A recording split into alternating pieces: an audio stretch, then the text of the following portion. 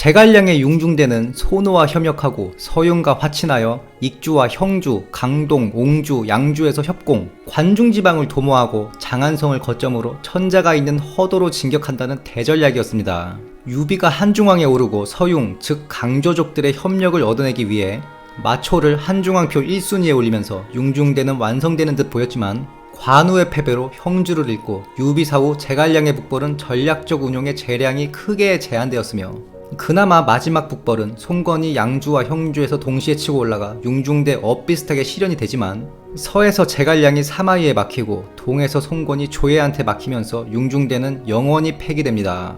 오늘 손찬이 형은 관우에 대해서 그리고 관우가 왜 급발진하여 형주를 날려버렸는지 탐구해봅니다. 그 전에 먼저 관우는 현재 중국 일부 도교일파 기준 현직 옥황상제이고 신격화되어 있는데요. 이는 강력했던 이민족에 핍박받았던 한족의 역사 그리고 약자를 응원하는 언더독 심리가 더해져 강대했던 조조의 세력을 떠나 보잘것없는 유비에게로 돌아간 일화를 그들만의 국뽕으로 승화시켜 충의의 상징으로 즉 관우는 중국인들의 픽을 받은 인물입니다. 그런데 이런 역사적 배경과 딱히 관련 없는 우리가 보기엔 그 조조 입장에서는 배신 아닌가요? 목숨도 살려주고 잘해줬는데 그냥 조조한테 항복하지 않고 깨끗하게 죽었어야 더 아름다웠을 것 같은데 저만의 생각인가요?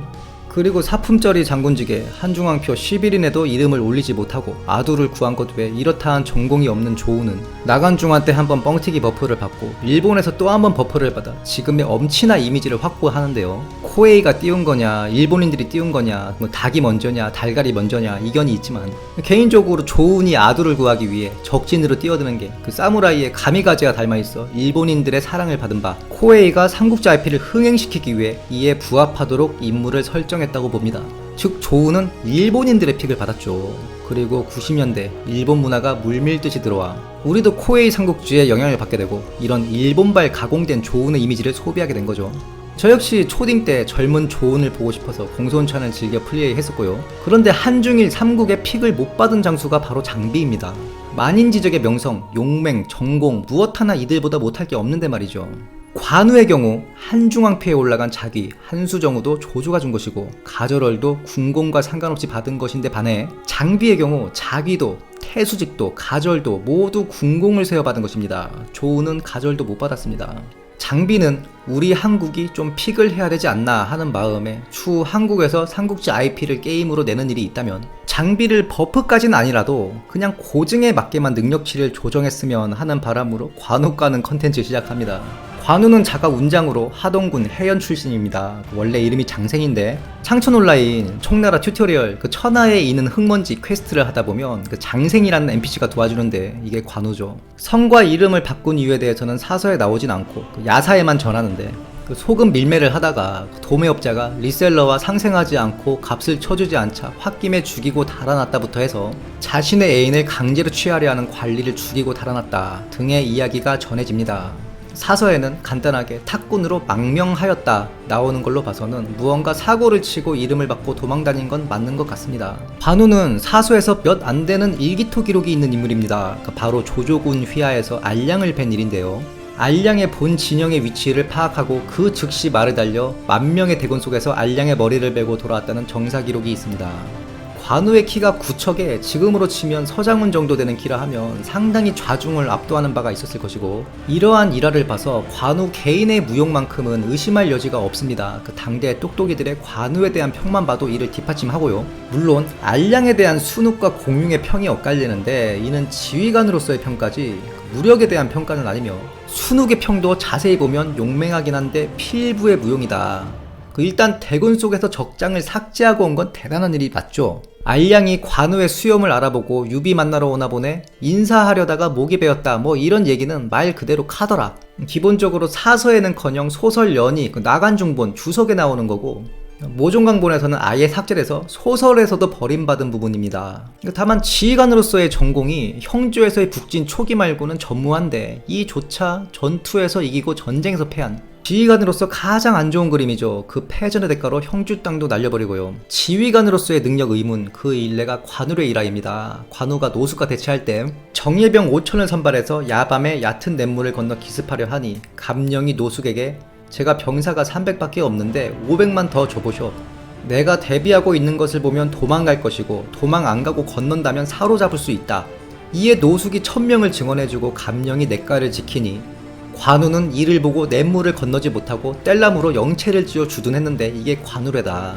혹자들은 5천으로 왜 1천을 도모하지 못했냐 하지만 원래 물이나 늪, 와지에서는 공세를 취하지 않는 게 병법의 기본입니다. 여기선 유사시에 후퇴가 안 돼요. 적이 방비하고 있으면 빼는 게 맞죠. 근데 이런 지형에서는 야습이 좋은 계책이 아닙니다. 이때 양군 총 병력이 관우가 3만, 노숙이 1만으로 병력이 열세라 감령은 겁만 져서 관우의 도각만 막으려 했고, 이경대치 자체가 약속시켜라 대 왜 지켜야 되냐. 오나라 입장에서는 사활을 걸고 싸우는 전쟁이라기보다 그 신경전의 성격이 강하기 때문에 서로 무리하지 않은 건 있는데, 만약 방비하지 않는 척 하다가 뒤에 매복을 놨다면 진짜 사로잡혔을 수도 있습니다. 다만 야습을 한다면 그 기본이 기민함과 치밀함인데 작전을 실행하기도 전에 다 들켜버렸죠. 아무리 당시 세작들이 곳곳에 퍼져 있었다고 해도 야습을 성공시킨 많은 일화들이 있거든요. 그 군제 없는 송건도 전종이 나중에 그 관우를 사로잡을 계책을 상소하니 이게 첩보가 새어나갈까봐 쉿 하고 은밀히 실행했다는 일화가 있습니다. 결국 관우는 군공을 세우지 못하고 조조의 남하로 양 국경은 협의로 마무리됩니다. 그리고 문제가 되는 게 유비가 한중왕에 오르고 관우한테 무려 가절어를 주거든요. 가절어를 지는 지휘관은 가절을 지는 지휘관을 이미 참수할 수 있습니다. 또 한 가지가 있는데 부월의 의미는 전시정벌권이에요. 평시정벌권이랑은 구별됩니다. 평시정벌권은 구석을 받아야 얻는 권한이고, 구석은 황제가 제후에게 주는 9가지 예물입니다. 그런데 당시 유비는 황제가 아니었죠. 유비 한중왕표 보면 칙서가 막혀 구석을 못 받으니 징징대는 구절이 있는데, 유비도 못 받은 구석을 관우가 획득할 리가 만무하죠. 이 시대에 구석을 받는 인물은 조조, 손권, 사마소 3명뿐입니다. 그 사섭도 있네요. 사섭 그는 대체. 그런데 이 가절어를 어떻게 해석할 것이냐, 여기에 따라서 평이 많이 갈릴 수밖에 없거든요. 유비의 실책이냐, 관우의 실책이냐, 참고로 제갈량이 왜 안 말렸냐, 심지어 그 관우를 제거하기 위한 제갈량의 술수다, 이런 음모론은 재밌긴 한데 논의할 일고의 가치도 없습니다. 유비는 입촉 후에 제갈량과 군략을 상의한 적이 없습니다. 그럴 위치에 있지 않았어요. 유비는 일생 대부분을 자신의 의지대로 군략을 실행했고, 그나마 입촉 후의 말을 따른 게 방통, 법정 정도입니다. 유비는 전쟁하느라 매번 수도를 비워야 되는데 유선이 어리니 나라 안살림을 제갈량한테 맡기고, 실제로 유비가 야 큰일났다, 장화한테 발렸다, 그 징병 좀 더 해와라, 이런 주문 받아서 행정, 병참 역할이었죠. 제갈량의 군제가 역할을 하는 건 유비 사후부터입니다. 자, 그럼 유비가 관우에게 부어를 준 게 북진을 하라는 의도였다. 개인적으로 동의할 수 없습니다. 당시 이제 막 조조가 한중에서 철수하고 군을 재정비해야 되는 때예요. 융중대를 실현시키려면 익주, 형주에서 동시에 군을 북진시켜야 됩니다. 한중에서 바로 북진할 수 있는 타이밍도 아니고 송건과의 관계도 좀 더 우호적으로 정리해야 될 때입니다. 실제로 제갈량이 북벌하기 전에 유선이 진진을 사신으로 파견해서 자기 형제들 허봉도 뒤로 물리고 우호적인 제스처를 취했었죠. 암튼 당시는 전쟁할 때가 아니라는 겁니다. 실제로 유비는 조조와 한중을 단판 짓고 성도로 돌아가서 성도를 치소로 삼고 백간을 임명하는 등 정비에 들어갑니다. 유비가 자아도취해서 부월 주고 북진시켰다는 의견도 있는데, 유비가 한중왕표 제1서열에 마초를 올린 것만 봐도 누구보다 완벽하게 융중대를 실현시키려 한 면모가 보입니다. 융중대는 협공이 핵심인데 여기는 준비도 안 됐는데 저기 먼저 북진하라 한다? 합리적이지 않죠. 그러면 부월의 의미가 뭐냐? 제갈량이 유비한테 웬만하면 싫은 소리 안 하는데 황충을 우장군에 올린 거 보고 유비한테 그거 관우가 가만 안 있을 것 같은데요? 한마디 하죠. 유비가 걱정 마라, 내가 설득할 수 있다. 즉 우대의 의미 플러스 곧 다가올 전쟁을 준비하라는 의미에서 줬다. 전시 정벌권을 줬다고도 할 수 없는 게, 보통 큰 전쟁이나 전역 같은 거 할 때 사극 보면 군주나 황제가 자기가 차던 칼이나 부어를 직접 지휘관에게 하사하지 않습니까? 조예가 진창구원에 대해서 명을 내릴 때 직접 장압의 진지를 행차한 것처럼요. 그런데 전장군 임명장과 같이 사람 시켜서 온라인으로 줬거든요. 이 부월 자체가 즉시 전역을 일으키라는 의미일 수가 없는 거고, 융중대 특성상 동시에 밀고 올라가야 돼서 사람을 시켜서 부호를 보내야 했다면 토벌 명령이 담긴 문서라도 보내야 되는데, 임명장 외에 전쟁을 명하는 그 어떤 문서도 없었습니다. 비시가 임명장 들고 가서 관우랑 아웅다웅 하는 내용밖에 없어요. 그럼 관우는 왜 급발진했냐? 오판한 거라 봅니다. 비슷한 예가 있습니다. 그 조진의 경우인데요. 조진이 자꾸 급발진 남하려 하자 조예가 진군의 반대 상소문을 첨부해서 이거 한번 검토해봐라 하는데, 아, 이런 부분 조심하라는 뜻이구나 오판하고 그냥 밀고 내려가 버리죠. 게다가 본인을 제외한 사방장군 그 장비 황충 마초는 크고 작은 공을 세워서 자리에 이름을 올렸는데, 본인은 형주에서 지키는 것 외에 이렇다 할 군공이 없어 누구보다 군공에 목말라 있었을 것입니다. 가절을 받은 김에 이거 전시 정벌권 아니야? 지금 따지고 보면 전시 맞지? 옳거니? 사실 이때가 또 괜찮았습니다. 그 송건이 합비를 치고 위나라 후음이 완에서 모반을 일으켜요. 가절호를 받았으니 이거 성도에 사람 보내서 일일이 설명하다 때를 놓친다 판단했을 수도 있죠. 실제로 양주자사 온회가 지금 송건이 문제가 아니라 지금 장마인데 관우가 북진하면 조인이 위급하지 않겠나 의견을 냅니다. 역시나 관우가 북진하니 폭우로 한수가 넘쳐 우군의 진영이 물에 잠기고 우금은 투항합니다.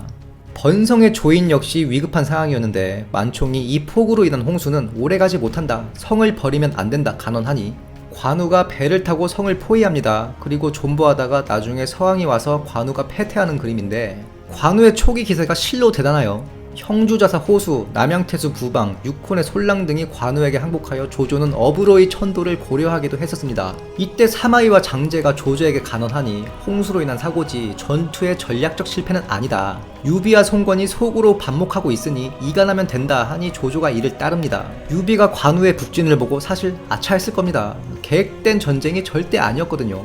그런데 머지않아 승전보가 계속 오는 거죠. 그래서 딱히 말릴 필요가 없겠다, 관망하자 한 게 아닌가. 실제로 관우가 서왕한테 패했어도 우금 및 그 수만 포로를 잡은 어느 정도 군공을 가지고 퇴각할 수 있었는데, 송건이 뒤통수를 쳐서 손 쓸 새도 없이 날아간 거거든요. 관우가 전장군의 가절호를 받고 북진하고 임주에서 참수되는 게 모두 219년 한 해에 일어나는 일들입니다. 관우가 송건에게 무례하게 굴어서 통수당했다는 의견이 있죠. 그런데 이건 관우를 옹호할 만한 부분이 있어요. 관우가 송건이랑 친했건 말건 결과는 다르지 않았을 겁니다. 관우가 송건과 사돈을 맺었더라도 관우가 패해서 회군하는 순간 송건은 통수 갈긴다는 뜻입니다. 당시 오나라 병권은 여몽이 가지고 있었는데 관우를 도모하는 게 여몽의 대형주 전략이었습니다. 사돈 맺는 것도 관우와 뭘 함께 도모하겠다는 의미보다는 관우의 운신의 폭을 통제하려는 술수로 해석해야 하고요. 비슷하게 유비한테 이미 한 적이 있죠. 실제로 관우가 패했을 때 여몽에게 사신도 보내고 어떻게든 뒷수습을 하려 하는데, 여몽이 편지도 손수 써주고 하면서 호의적으로 나오는데 사실 이게 다 여몽의 관계였죠. 유비는 생전에 관우에게 시효를 내리지 않았고 유선 때에 시효가 내려지는데 장무후였습니다. 이것도 말이 많습니다. 선시냐 악시냐. 보통 시효를 정할 때 주나라 시법을 따르는데, 장은 장할장, 전장에서 죽은 장군들이 많이 받습니다. 그래서 장합이 장후예요. 이건 선시, 즉 좋은 뜻이죠. 문제는 무인데 이게 틀리다, 속이다 이런 뜻이 있습니다. 이걸 후대 관우빠들이 화목할 목을 통가한 거다. 통가란 쓸 자가 마땅히 없어서 다른 자로 대체하는 건데, 무, 목 모두 주나라 시법이 있어요. 그 목이 없으면 모르겠는데 대체할 이유가 없습니다. 그리고 화목하다는 뜻 자체가 관우의 일생을 대변하기 힘들고 선시를 주려 했으면 다른 자를 택했겠죠. 즉 장무후란 장악의 전장에서 죽었지만 활약이 그 명성에 버금가진 못했다라고 해석하는 게 맞다 봅니다. 당시 사람들이 보기에도 거품이었다는 거예요. 형주를 잃은 뼈아픈 실패에 대한 당시 총나라 위정자들의 심정이 담긴 시호가 아닌가. 물론 정사에 관우 장비 조은 등이 시호를 받으니 영예로웠다는 내용으로 태클 거는 관우빠들이 있는데, 일단 첫 자는 선신이 반 정도는 영예로울 수 있는 겁니다. 물론 이게 아름다운 시호가 아니다 해서 후대 권륭제라든가 관우빠들이 온갖 좋은 봉호를 추가로 다 갖다 붙여줍니다. 유례가 없는 약 8만 권짜리 사고전서에서 장무는 아름다운 시호가 아닌데 그때 왜 이런 시호를 줬을까 하면서 말이죠. 심지어 왕의 황제에 지금 옥황상제까지 돼 있죠. 지금까지 관우에 대해 알아봤습니다. 영상이 유익하셨다면 구독, 좋아요, 알림 설정 부탁드리며 다음 시간에도 풍성한 내용으로 찾아뵙겠습니다. 감사합니다.